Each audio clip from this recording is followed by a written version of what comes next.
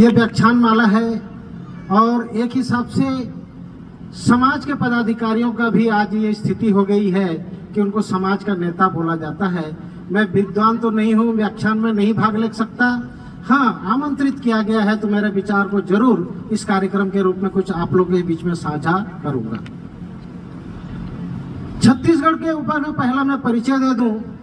कहा जाता है एक कहावत अंग्रेजी में भी, rich country but poor people, माने धनी देश तो है लेकिन गरीब लोग रहते हैं। सभा में अभी 630 एकड़ जमीन कृषि भूमि है।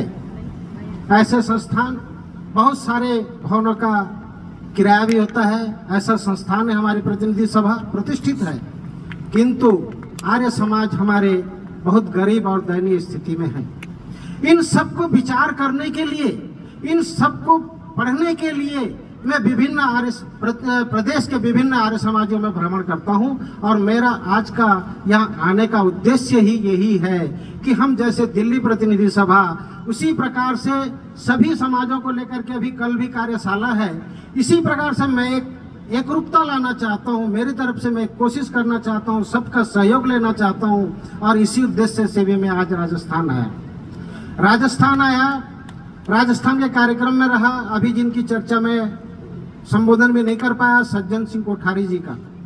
वास्तविक में हम लोग पद में रहते हैं, पद में रह करके हम लोग जो समाज की सेवा करते हैं वो तो हमारा कर्तव्य बनता है, धर्म बनता है, किंतु पद में नहीं रह करके अगर कोई समाज का सेवा करता है, चाहे किसी भी रूप में, सशरीर से, दान से, तन मन धन में से किसी में, तो ऐसे महापुरुष आज हमारे बीच में सज्जन सिंह कोठारी जी का, तो ऐसे लोगों के सानिध्य आज मेरे को मिल रहा है।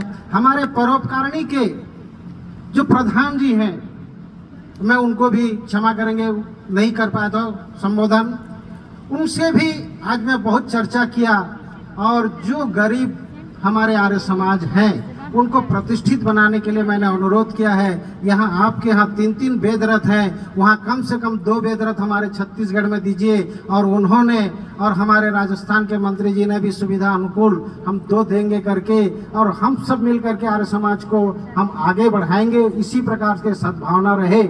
मैंने टंकारा भी गया था और टंकारा जन्मभूमि है महर्षि जी का, वहाँ का माटी लेकर के जितने भी कार्यक्रम आर्य समाज के अभी प्रतिनिधि सभा के आर्य समाजों में होता है, मैं जाता हूँ वहाँ उस माटी का तिलक हम लोग चंदन के साथ मिला करके टीका लगाते हैं। यह कर्मस्थली, यह जो भूमि हम लोग बैठे हैं, यह भी महर्षि दयानंद सरस्वती की कर्मस्थली है और यहाँ पर किसी कारण से उन्होंने रोगाक्रांत होकर के यहाँ पर से यहाँ रहे।